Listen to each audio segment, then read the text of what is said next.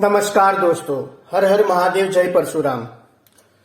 दोस्तों, मैं कृणाल त्रिवेदी आप सभी का मेरे YouTube चैनल के एस्ट्रोलॉजी में हार्दिक स्वागत करता हूं। दोस्तों, आज मैं आपके समक्ष एक ऐसे व्यक्ति की कुंडली का विश्लेषण करने वाला हूं जिसने अपना कमबैक इंडियन क्रिकेट टीम में शानदार तरीके से किया है और उस खिलाड़ी का ये साल बहुत ही बढ़िया गया है। मतलब उन्होंने काफी उपलब्धियां हासिल की है। उन्होंने एक नई टीम को इस बार आईपीएल में विजेता भी बनाया है और वे एक बेहतरीन ऑलराउंडर और हार्ड हिटर है।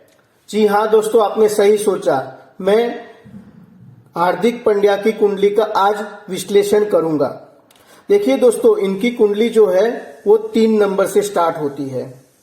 तो 3 नंबर जो है वो मिथुन लग्न की कुंडली होती है। मतलब ये कार्य से मिथुन लग्न की कुंडली है और मिथुन लग्न का स्वामी होता है बुध, जो लग्न से पंचम भाव में विराजित है। आप यहां से गिनती करेंगे 1 2 3 4 और 5, पंचम भाव में मर्क्यूरी विराजमान है। तो ऐसा कहा जाता है कि लग्नेश अगर किसी भी भाव में बैठ जाए खुद, तो आदमी पूरी लाइफ उसी के पीछे भागता है। तो यहाँ पे अगर आप देखेंगे, पंचम भाव स्पोर्ट्स का भी होता है और पंचम भाव से हम खेल कूद वगैरह भी देखते हैं। तो यहाँ पे लग्नेश खुद उठकर पंचम भाव में विराजमान है। मतलब कि हार्दिक पांड्या ने अपनी पूरी लाइफ में क्रिकेट को जितनी प्रायोरिटी दी है उतनी किसी और गेम को या किसी और चीज को नहीं दी है, ये कहा जा सकता है। और ऊपर से वहां पे मार्स भी बैठा है। मतलब कि मंगल जो होता है वो स्पोर्ट्स का भी कारक होता है, एनर्जी का कारक होता है, शक्ति का कारक होता है। तो आप सभी को पता है दोस्तों, किसी भी स्पोर्ट्स को खेलने के लिए भरपूर मात्रा में ऊर्जा और शक्ति चाहिए, तो ये भी उनको यहां से मिल जाती है।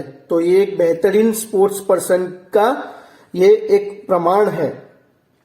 अब आइए दोस्तों चेक कर लेते हैं कि देखिए इनके कुंडली में धन भाव और लाभ भाव क्या कहते हैं। तो देखिए, धन भाव मतलब कि धन भाव जो है वो हम दूसरे घर से देखते हैं, यहाँ से 1 और 2 से, और लाभ जो है वो हम 11वें भाव से देखते हैं। मतलब कि यहाँ से गिनती करेंगे तो ये 11वां भाव होगा। अब यहाँ पे देखिए दोस्तों कि यहाँ पे 4 नंबर लिखा है। 4 नंबर माने कि कर्क राशि के स्वामी होते हैं चंद्र। तो चंद्र अपने खुद के घर में विराजमान है। और अगर आप लाभ भाव की बात करें तो यहाँ पे 1 नंबर लिखा है। तो 1 नंबर माने कि मेष राशि के स्वामी होते हैं खुद मंगल। तो मंगल यहाँ से पंचम भाव में बैठ के अपनी 7वीं दृष्टि अपने ही घर में डाल रहे हैं, देखिए। और अगर आप यहाँ सैटर्न को चेक करें, अगर शनि को चेक करें, तो शनि भी यहाँ पे 3री दृष्टि धन लाभ भाव में बनाए बैठे हैं। कैसे, यहां से देखेंगे तो 1 2 3। देखिए, मैं आपको बता दूं कि शनि की 3री 7वीं और 10वीं दृष्टि होती है। जो मंगल होते हैं उनकी 4थी 8वीं और 7वीं दृष्टि होती है। और जो गुरु राहु और केतु होते हैं उनकी 5वीं 7वीं और 9वीं दृष्टि होती है। ये जहां भी बैठते हैं वहां से 3 दृष्टियां डालते हैं। और बाकी सब ग्रह होते हैं उनकी एक ही दृष्टि होती है, जो होती है 7वीं दृष्टि। तो टोटल मिला के आप ये बोल सकते हैं कि इनका धन भाव भी काफी मजबूत है और लाभ भाव भी काफी मजबूत है। तो इनको अपनी लाइफ में पैसे की रिलेटेड कमी नहीं आएगी, ये आप बोल सकोगे, बराबर है, क्योंकि ये धन और लाभ भाव काफी मजबूत स्थिति में है। अब चलिए आइए देख लेते हैं कि इनका पराक्रम भाव क्या बोलता है। पराक्रम भाव में 5 नंबर लिखा है। 5 नंबर के स्वामी होते हैं, 5 नंबर की राशि पहले होती है सिंह राशि, और सिंह राशि के स्वामी होते हैं सूर्य, जो चौथे और केंद्र के भाव में बैठे हैं। 1 4 7 और 10 जो नंबर के घर है उसे केंद्र के घर बोलते हैं, और केंद्र में बैठे हैं सूर्य। तो ये काफी मतलब स्ट्रांग पोजीशन है। और यहाँ पे देखिए कौन बैठा है, सूर्य के घर में वीनस बैठा है। तो इतना अच्छा नहीं माना जाता है, पर मिथुन लग्न की कुंडली के लिए वीनस काफी योग कारक है।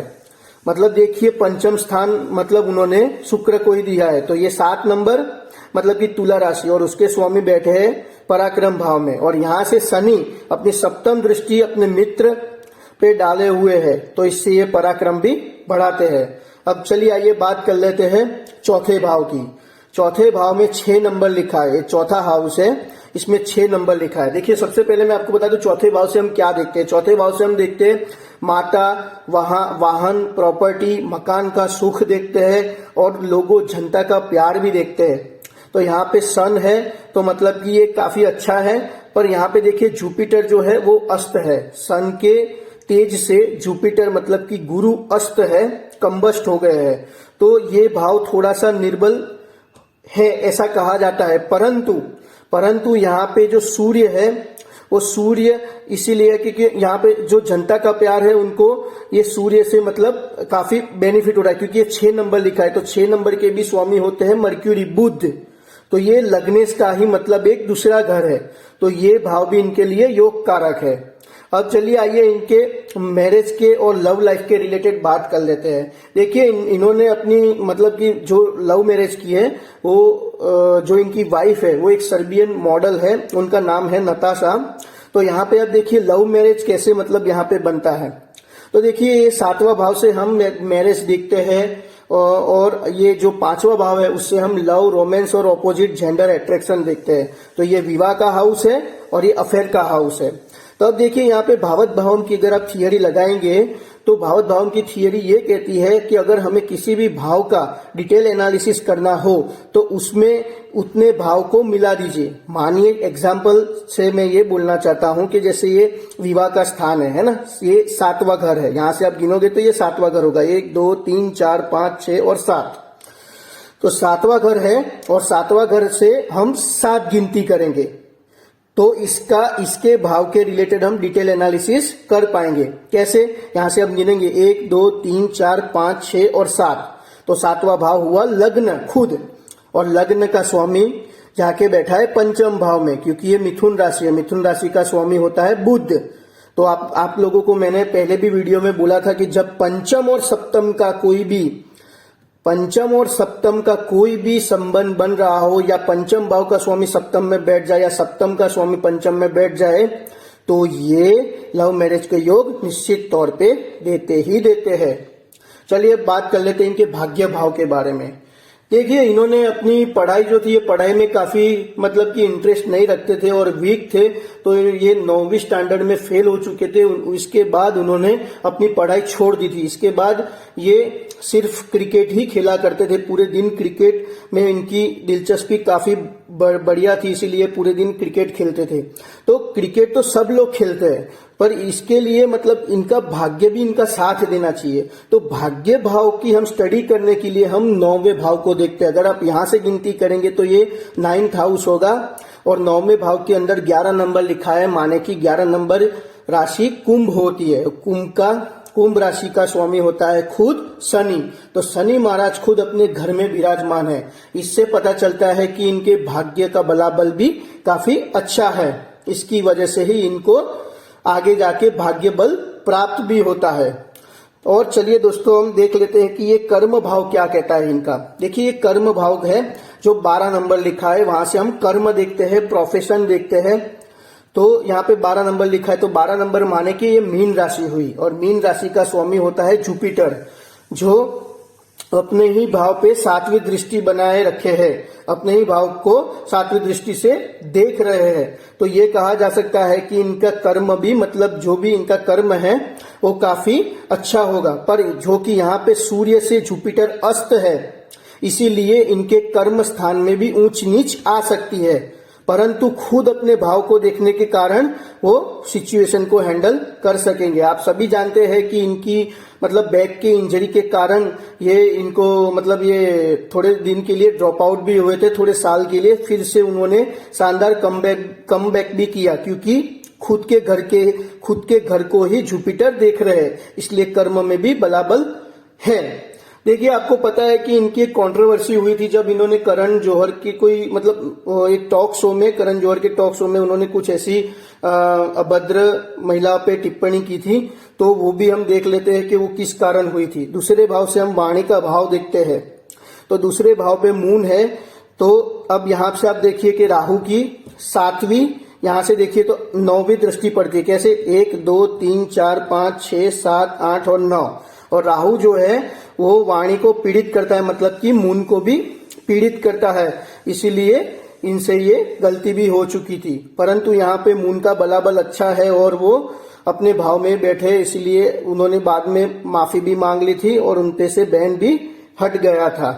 देखिए अब बात करते हैं D9 चार्ट की। D9 चार्ट में क्या है, देखिए तो सन की शानदार पोजीशन है, मतलब कि सन अपने ही राशि में है, फिर मार्स की भी 10वें भाव में जो है मतलब पोजीशन अच्छी है, और इनका सैटर्न जो है वो भी एक्सॉल्टेड है। हालांकि इनका लग्नेश जो है थोड़ा वीक है, इसलिए इनको मतलब कि अपनी हेल्थ का काफी ध्यान रखना पड़ेगा, क्योंकि इनके लाइफ में इंजरीज आ सकती है, क्योंकि इनका लग्नेश जो है वो D9 चार्ट में डेबिलिटेड है, नीच का है। इसके कारण अगर आप D10 चार्ट की बात करेंगे तो D10 चार्ट मैंने आपको बताया कि हम हमारी कर्म के घर को डिटेल एनालिसिस करने के लिए यूज करते हैं। तो इसमें हम जो है वो लग्नेश को देखते हैं और जो कर्मेश होता है उसको भी देखते हैं, मतलब कि यहाँ पे हम बुध और गुरु को देखेंगे। तो बुध की आप पोजीशन देखें तो ये केंद्र भाव में है, अगर गुरु की पोजीशन देखें तो ये यहाँ पे दूसरे भाव में है, और अगर आप सैटर्न देखें तो खुद के ही भाव में है। तो इसीलिए ऑल ओवर हम कहें तो ये काफी अच्छी पोजीशन है। अगर हम दशा देखें तो इनको जो मतलब जो फायदा हुआ वो वीनस की दशा में काफी फायदा हुआ। कैसे कि मिथुन लग्न की कुंडली में शुक्र जो है वो हमेशा योग कारक रहता है। तो इसके लिए आप देखिए कि वीनस की जब उनको दशा चालू हुई तब इनकी आईपीएल में एंट्री भी हुई। जब वीनस की महादशा में वीनस की अंतरदशा आई जो कि 21 सितंबर 2015 से लेके 21 जनवरी 2019 तक चली, तब इनका मुंबई इंडियंस में चयन भी हुआ, और इनका जो डेब्यू है वो जनवरी 2016 में ऑस्ट्रेलिया के खिलाफ T20 में हुआ था। तभी उन्होंने T20 वर्ल्ड कप में बांग्लादेश के खिलाफ काफी अच्छा प्रदर्शन किया था। एक ओवर में 10 रन चाहिए थे, उसमें भी पहले 3 बॉलों में 8 रन आ चुके थे और बाकी के 3 बॉलों में सिर्फ 2 ही रन चाहिए थे। तो यहाँ पे इन्होंने ये मैच भी काफी अच्छी तरह से जीताई थी। उसके बाद चैंपियन ट्रॉफी जो है वो 2017 में खेला गया था, वो पाकिस्तान के खिलाफ इन्होंने बहुत ही शानदार प्रदर्शन करके 76 रन की पारी खेली थी। इसके बाद जब इनको वीनस के अंदर मार्स की जो है वो अंतरदशा आती है 21 सितंबर 2021 से लेकर 21 नवंबर 2022 तक, तब ये मतलब कि इनका जो है मुंबई ने इनको आईपीएल में रिटेन नहीं किया था और गुजरात टाइटंस ने इनको खरीदा था, और ये आईपीएल के इन्होंने ये आईपीएल टीम को एज ए कैप्टन लीड करके विजयी बनाया था। उसके बाद 2022 में एशिया कप में पाकिस्तान के खिलाफ ये मैच विनिंग पारी खेला था, जब इन्होंने जो मोहम्मद नवाज की ओवर में सिक्सर मार के इंडिया को जिताया भी था। और अभी जो T20 वर्ल्ड कप चल रहा है उसमें भी पाकिस्तान के खिलाफ जो किंग कोहली है उसके साथ मिलकर एक अच्छी सी मैच विनिंग पार्टनरशिप बना के इंडिया को जिताया था। देखिए इनकी आने वाली जो मतलब दशा है वो भी काफी अच्छी है, तो इनका मतलब ऑल ओवर जो परफॉर्मेंस है वो काफी बढ़िया रहेगा। इसके बाद तो इनकी महादशा जो है वीनस के बाद अगर आप देखेंगे तो सूर्य की आएगी, तो सूर्य भी इनका अच्छा है। इसके बाद मून की आएगी तो वो भी काफी बढ़िया है। तो ऑल ओवर इनका जो चार्ट है वो काफी अच्छा है।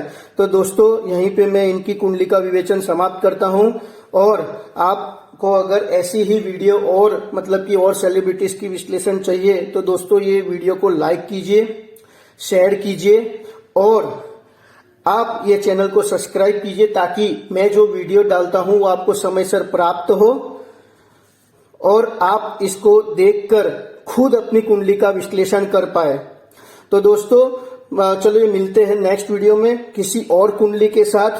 तो तब तक के लिए आप खुश रहिए और खुशियां बांटते रहिए। क्योंकि खुशियां बांटने से ही बढ़ती है। धन्यवाद दोस्तों।